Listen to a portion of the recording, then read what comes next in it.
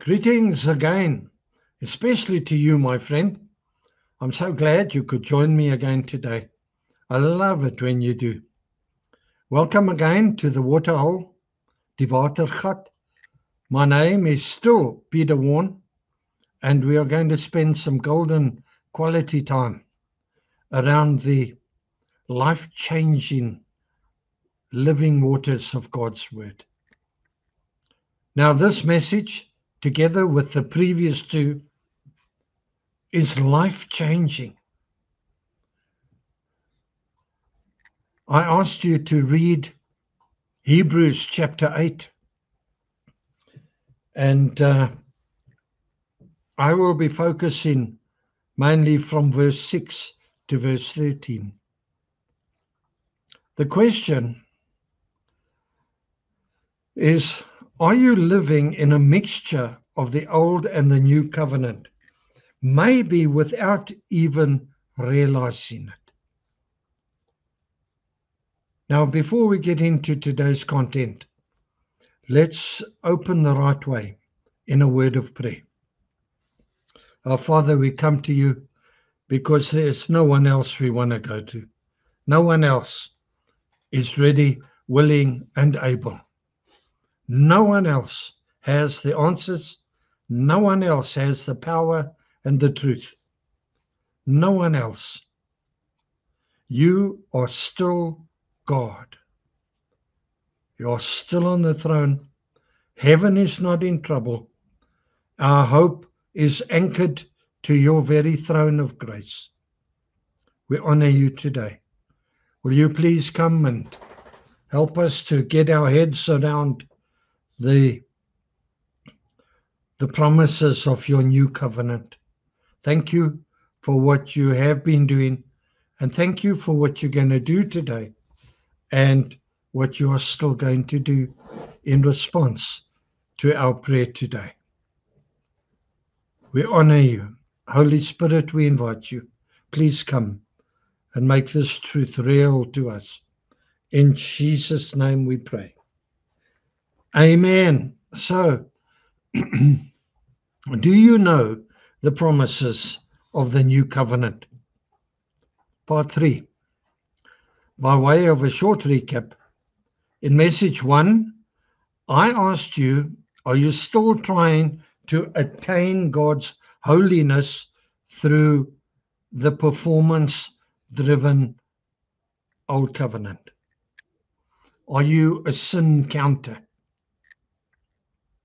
In message 2, we dealt with the first two covenant promises, that as a believer, God has written his laws on your heart so that you want to obey him. And secondly, he has by oath tied himself to you and is as committed to you as he is to his own glory and name. He's bought in, full on. Many Christians are not living fully in the new covenant promises and are still constantly trying to earn their righteousness, working to get somewhere where they already are in the heart of God, trying to earn something which they already have, the love and the favor and the belonging. You can't add anything to Christ's finished work on the cross. Either you trust totally and exclusively in his finished work on the cross, or you don't. You cannot be a little bit pregnant. Either you are or you aren't. Thinking you can add anything to the cross is pride. Pride. The letter of the Hebrews is saying, don't go back to the old covenant. Everything about the new covenant is better. As I asked you, for the sake of time, study Hebrews 8 and especially verse 6 to 13 for yourself. Verse 10 tells us God initiated and made the new covenant. He doesn't impose any conditions. All we have to do is either accept it or reject it. You can't half accept or partially reject. Verse 13 tells us that the old covenant is obsolete.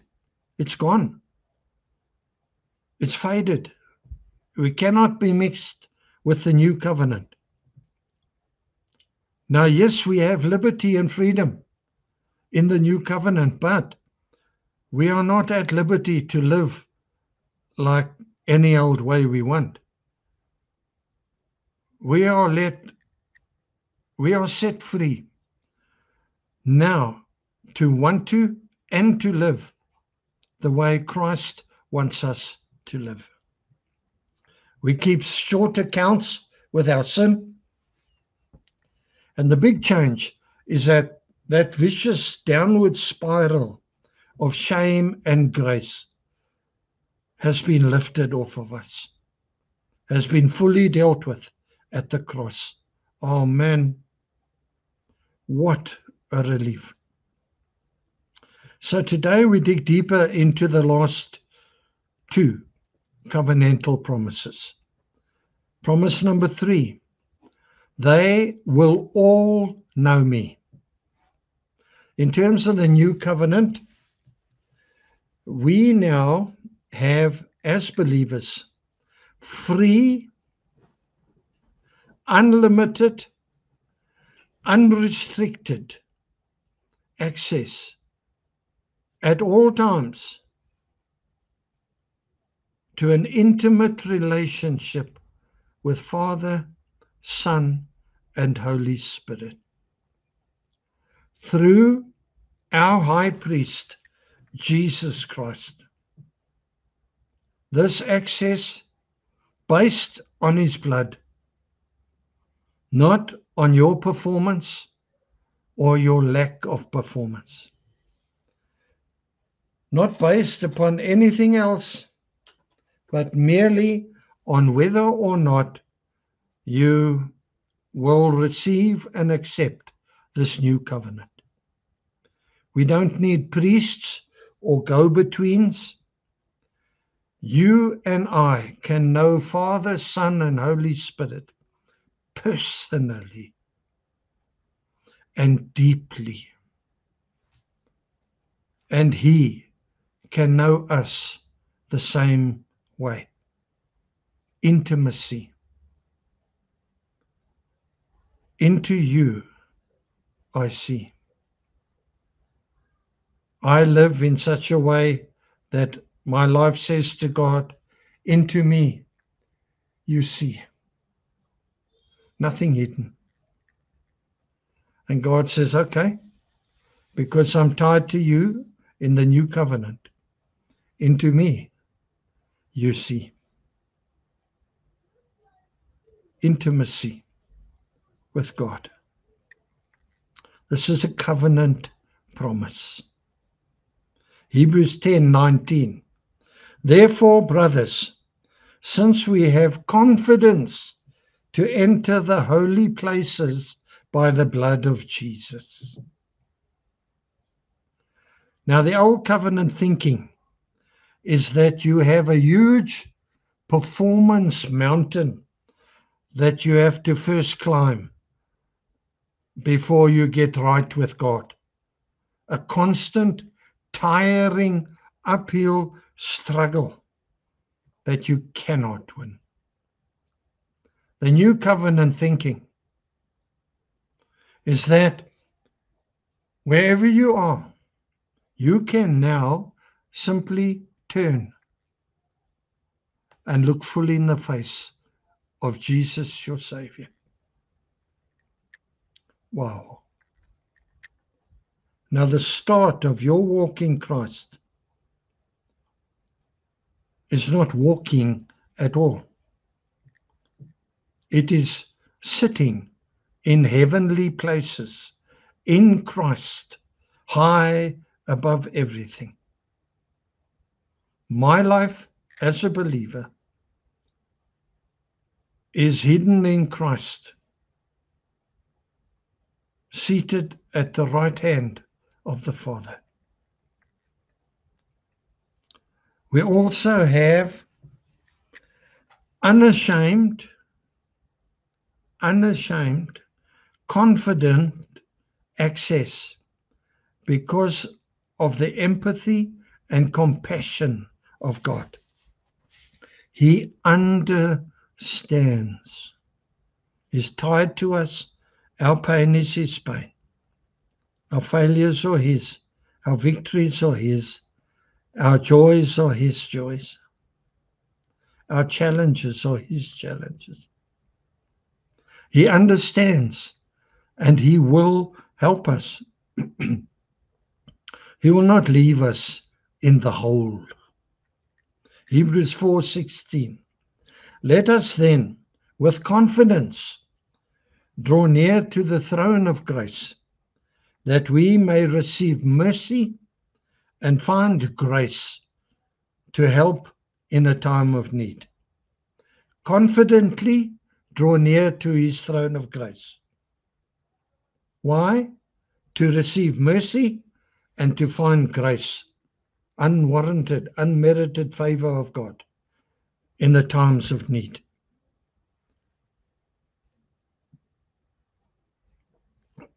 In terms of old covenant thinking, do you think of God as the one who always stands to correct you?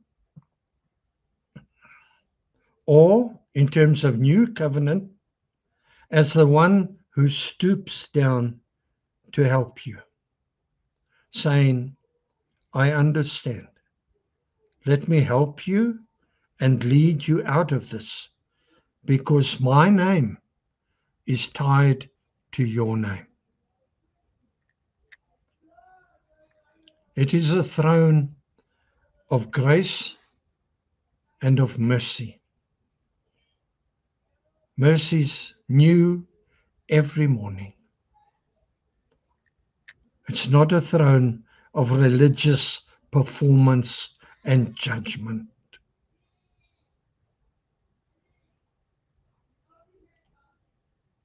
Promise number 4.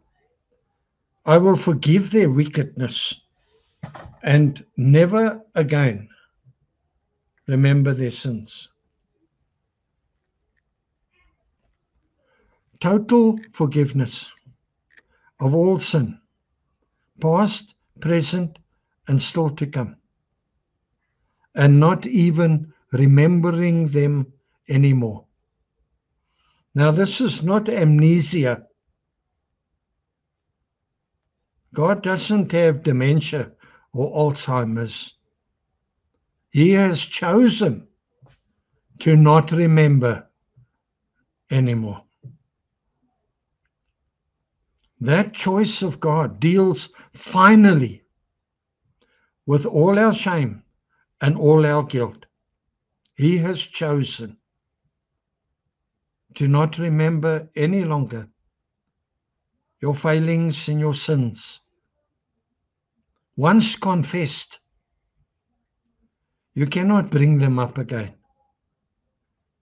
You cannot repent again and again and again. No.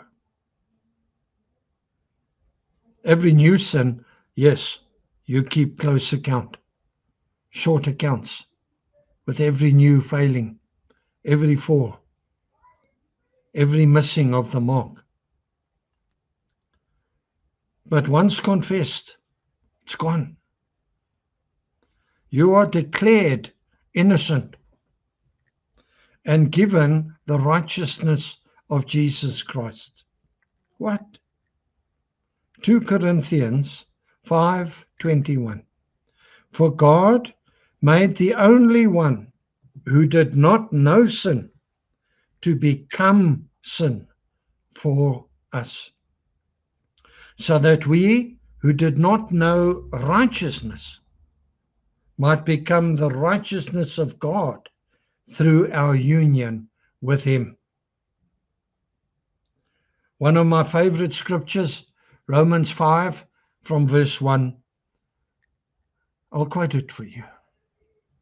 We have peace with God through our Lord Jesus Christ.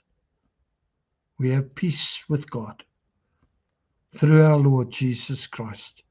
We access now by faith into the grace in which we stand. By faith, we lay hold of it. We believe it. We choose to believe it. And we believe it. Rejoicing in a hope that will never fade away. Reconciled to God through Jesus Christ. Go and read Romans 5, verse 1. We can now approach God as holy and blameless. Now, if you, like I am, I struggle to get my head around the fact that God can see me as holy and blameless. But you know what? Through Christ, my sins confessed, God remembers them no longer. When he looks at me, he sees the blood of Jesus.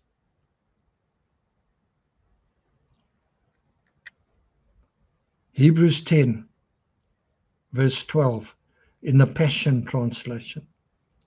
By his one perfect sacrifice, he made us perfectly holy and complete for all time. Now there's a sentence that you can chew on for a long time. Isn't that amazing? Forever made perfect, complete, whole by one sacrifice. It seems too easy, but it's the truth. His work is finished for all time. You cannot now add anything to it. Nothing can be added to it. Nothing can be taken away from it. And there is no other offering. And you dare not try to find one.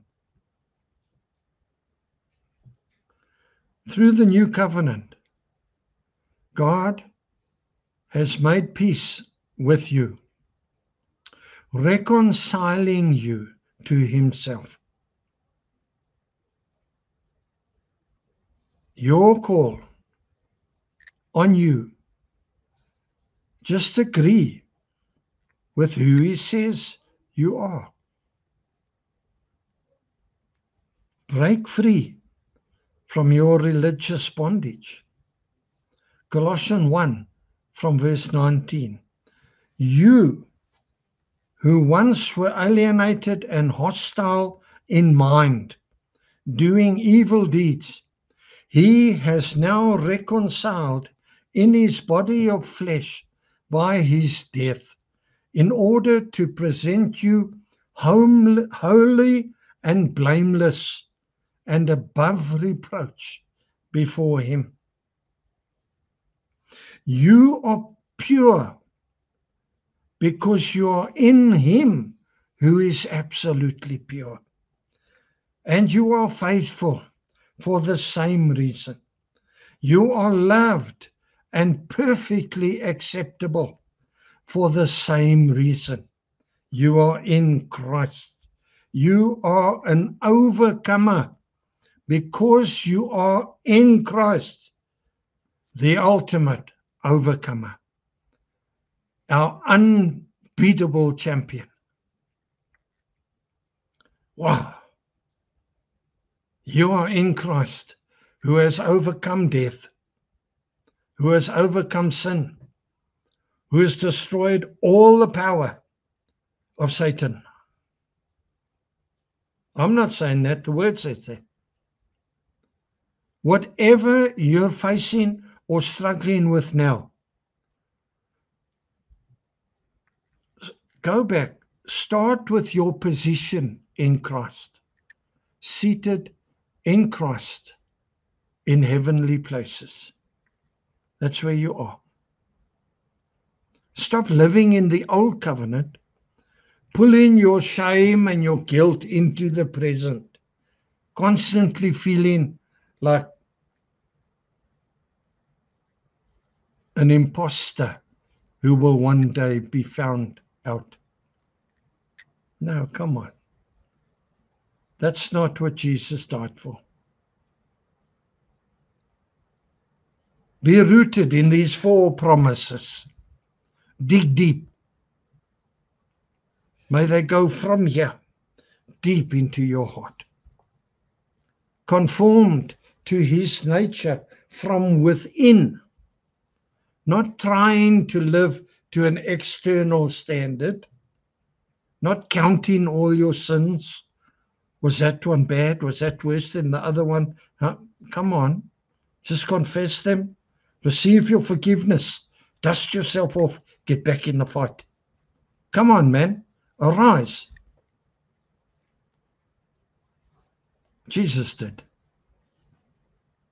So that you could live this life in overcoming victory. The truth is that Jesus is busy healing and restoring us. Now, every one of us is still a work in progress. I am still in the oven. But Father God, the baker, is still in the kitchen. He's watching me. He knows timing, everything. Jesus is busy healing you and me in the deepest places of our being. Now, some places take much longer before Jesus can expose them to heal them. So, resign yourself to the process. Accept the timing. Don't shoot yourself in the foot all the time. Don't underestimate what God is doing in you.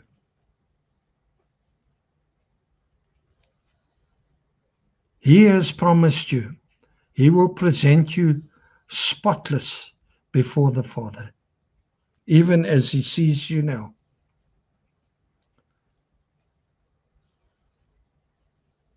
He won't stop.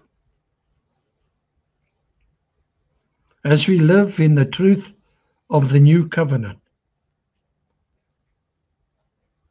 people all around us will be able to come and drink of the refreshing waters of God as we drink of them. And they will be able to rejoice as we rejoice. I rejoice in this truth that I have shared with you over the last 3 messages. I sincerely hope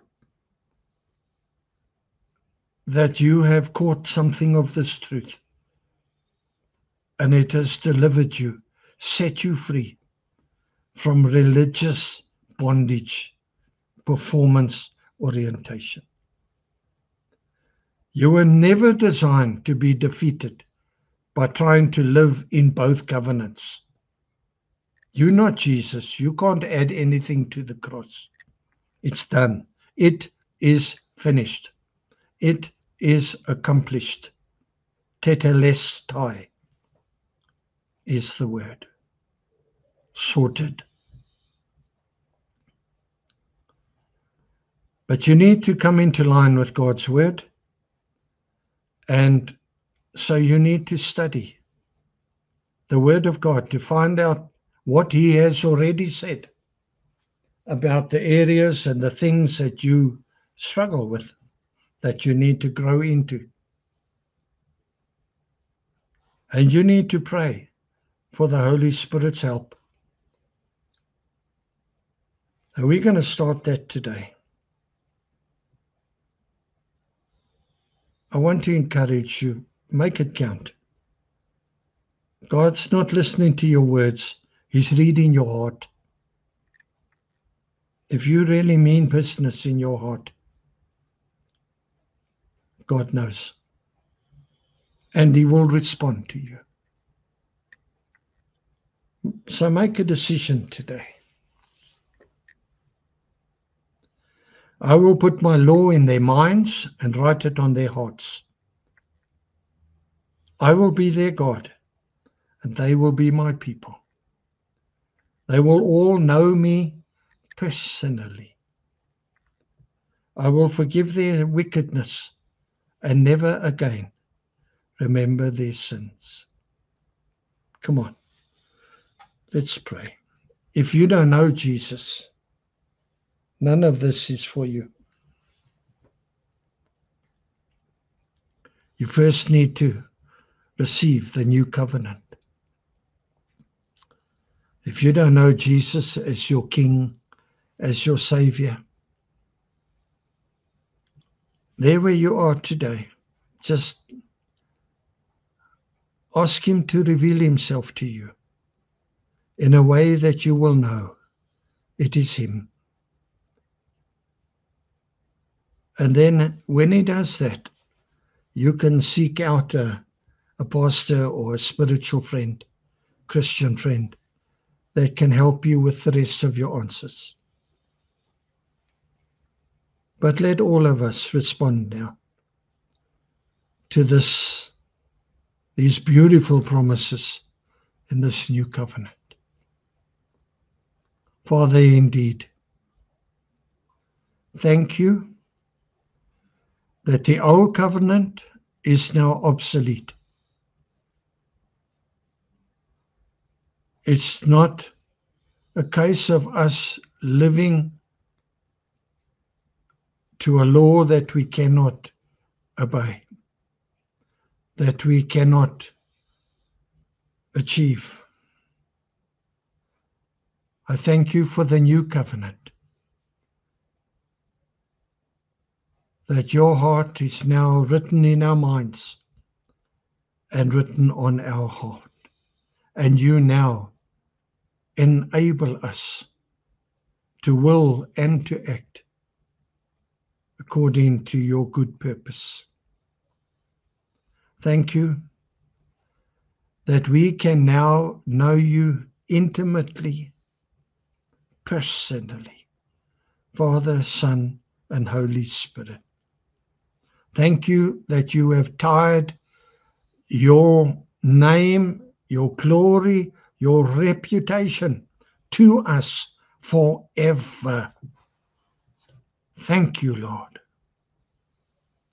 for this covenant that will not be broken and this kingdom that cannot be shaken. What a secure place we find ourselves. Thank you, Lord, that you choose to forgive our sins once we have confessed them. Thank you for that, Lord. The downward spiral of shame and of guilt is done away with. You punished Jesus for our sins. You want to help us, heal us, lead us to the better places that you have for us. Today we open our heart. We say, Lord, first of all, Jesus, if you are real, would you reveal yourself to those who are asking, that they may come to a knowledge of the truth and be saved, that they too may rejoice in this new covenant. And for all of us, Lord, rewrite our thinking, Heal us from the inside out, that we may live fully in the new covenant, not in a mixture of both. We thank you now for what you are doing, what you have already done, and what you're still going to do. We bless your name now. Thank you, Father, in Jesus' name. Amen and amen. Well, that's a lot and all I got. I love talking about the new covenant. It is such freedom.